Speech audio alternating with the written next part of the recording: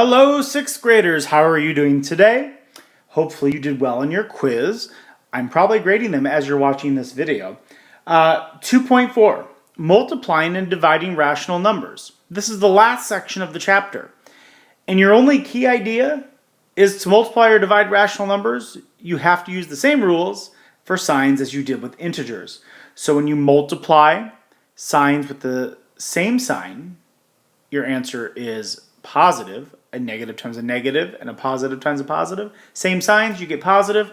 If you have one of each, different signs, your answer is negative. So let's do some examples, and this video is going to be a short one. Example number 1, I want you to find the quotient of those two mixed numbers. Now, as you know, or you should know, is when you multiply or divide mixed numbers, you first have to change them into improper fractions. So if we change negative 5 and 1/5, we take 5 times 5, 25 plus 1. That gives us negative 26 fifths. Divided by 3 times 2, 6 plus 1 is 7 to be divided by 7 thirds. Now when you divide fractions, you have to multiply by the reciprocal. Multiply by the reciprocal. So negative 26 is going to be multiplied by the reciprocal of 7 thirds. And the reciprocal of 7 thirds is 3/7. Good. I feel like Dora when I'm talking to you and you answer. So, negative 26 fifths times 3/7. There is nothing that I can simplify. I can't cross simplify. So I take negative 26 times 3. You get negative 78 35ths. Or, as a mixed number, will give you negative 2 and 8 35ths, both of which would be acceptable as your answer. Example number 2. I have negative 1/7 times, and in brackets, I have 4/5 times negative 7. Now remember, you can use the properties of multiplication to make this problem easier.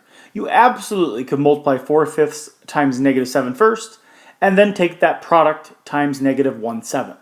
However, I can use the commutative property of multiplication to move these two around. Then I can use the associative property to multiply these two together. So here's what I'm actually going to do. I am going to multiply negative 1/7 times negative 7 first, and then times 4/5. And the reason being is a negative here times negative is positive, but 1/7 of 7, this is just 7 times 1 divided by 7, which is just 1. So this is just 1 times 4/5, which gives me 4/5. Now, could you have multiplied, I'll do it in red, what you could have done. Could you have taken negative 1/7 times, and then in brackets you would have gotten negative 28 fifths? Absolutely. Then you could have canceled the 7 out. This becomes a 4, and that will give you 4/5. Absolutely, you can do that. But remember, you can use the properties to your advantage to make the problems easier. Example number 3, our final real-life application problem.